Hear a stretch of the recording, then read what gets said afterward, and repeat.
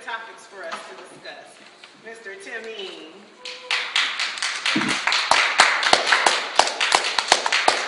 Thank you, Madam Toastmaster. Good evening, fellow Toastmaster. Good evening. I put a lot of thought into it.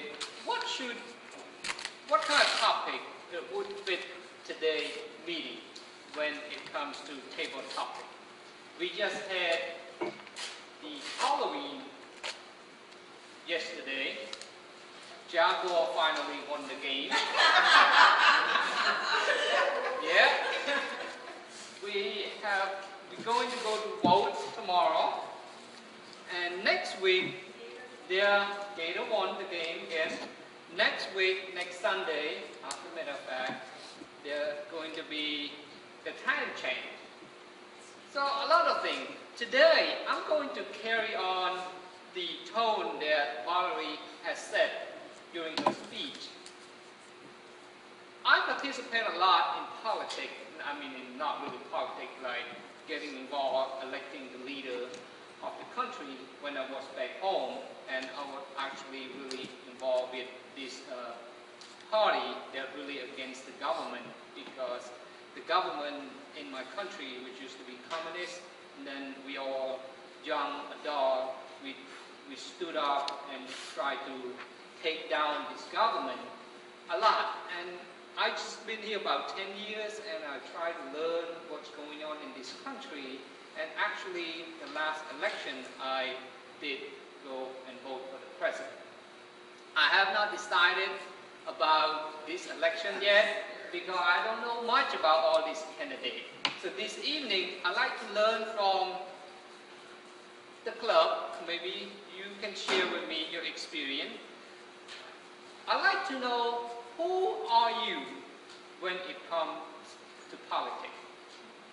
Don't tell us who you support, but share with us, who are you? What's your thought process in selecting a specific candidate?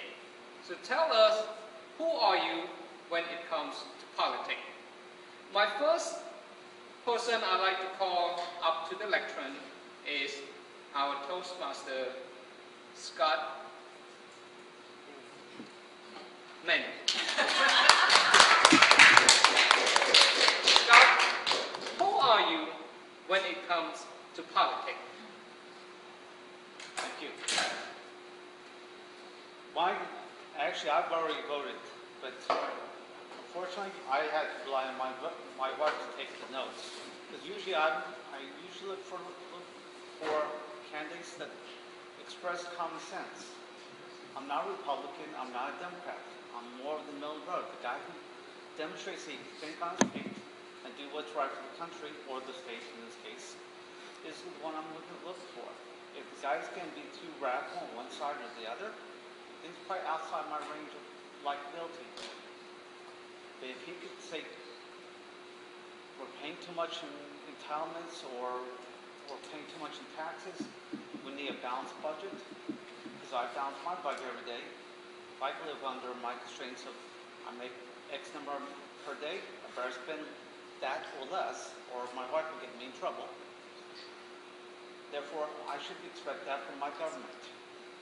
So for that reason, I'm looking for someone who demonstrates common sense and reasonability in what they say. Now, hopefully this is not the sales brochure that I'm voting for, and they get in office and something else. That'd be kind of disappointing. But that's pretty much who I am. Mr. Toastmaster? Thank you, Scott. Fellow Toastmaster, my apology. The time for the table topic is 1 to 2 minutes. You have to speak at least 1 minute in order to qualify for the vote. Thank you for sharing. Back in my country, I'm sharing a lot about my experience back in my country. At one time, we had a big issue demonstration to try to take down the government. And I was really behind that group. And I'm not really at the front, but I'm really behind in supporting financially, like raise funds, make sure we have food, supply, everything, so that we can take down that government. Thank you for sharing. Next person that I would like to call up to the lectern to share with us who you are when it comes to politics in terms of what your process in selecting your candidate. Mr. John Toomey. Please help me welcome Mr. John Toomey to the lectern. Who are you when it comes to politics? John Toomey. Okay, fellow Toastmasters, it's a new election again, and I have to admit, I'm a bit undecided this year. I find myself on the fence. I'm finding both parties to me it's a little confusing. They're not always clear on where they stand on the issues. So I'm researching the candidates more and more and trying to narrow down if there really is a better candidate or if I'm just going to end up voting for the lesser of two evils. It just seems that they always make promises and they never really fulfill them. So I tend to vote more towards the Democratic candidates, but I don't know this year. I'm looking at both sides. I'm looking at their history and seeing what they did and what they did right, what they did wrong. I just need to make sure that the candidates that I vote for are actually going to do something that's going to help bring this country back to the way it was. But I don't know. I'm not too sure about either side, so I'm really trying to feel it out and go tomorrow and vote and just see how things are really going to go. And just have to really take them to that point. So that's where I'm at as far as this year's elections. Thank you.